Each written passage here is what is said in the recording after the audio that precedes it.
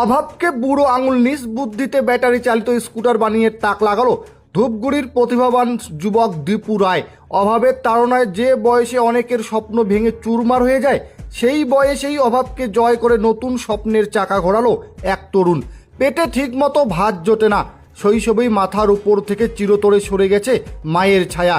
আর বাবাও দ্বিতীয় বিয়ে করে অন্যত্র চলে যাওয়ায় ভাইকে নিয়ে ছোট থেকেই মানুষের বাড়িতে কাজকর্ম করে বড় হতে হয়েছে। এত সব চরম প্রতিকূলতা সত্ত্বেও থেমে থাকেনি তার জেদ। নিজের মেধা ও বুদ্ধিকে সম্বল করে ব্যাটারি চালিত স্কুটার তৈরি করে তাক লাগিয়ে দিয়েছে ধূপগুড়ি মহকুমার এক তরুণ। ঝাড়ালটা 1 নম্বর গ্রাম পঞ্চায়েতের পশ্চিম ডাউকিমারির কুলতলি পাড় এলাকার নিবাসী দীপু রায়ের কথা।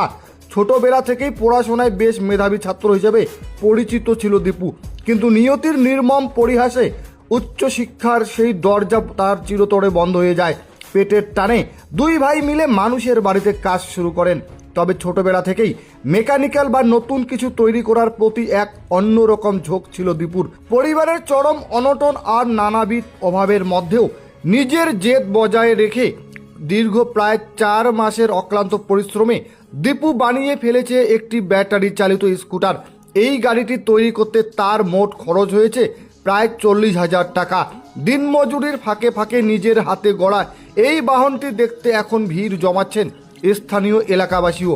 দীপু জানিয়েছেন, স্কুটারটির মূল কাঠামো এবং চলার কাজ সম্পূর্ণ হলেও এখনও কিছু ফিনিশিং ও কারিগরি কাজ বাকি রয়েছে।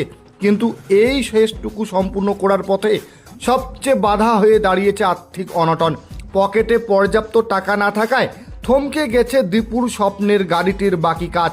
দীপুর মতো প্রতিভাবান যুবকরা সুযোগ পেলে সমাজকে অনেক কিছু দিতে পারে, কিন্তু সঠিক পৃষ্ঠপোষকতা ও আর্থিক সমর্থনের অভাবে অনেক সম্ভাবনাই অঙ্কুরে নষ্ট হয়ে যায়। দীপুর স্পষ্ট দাবি, সমাজে কোনো সহৃদয় ব্যক্তি, প্রশাসন বা বিত্ত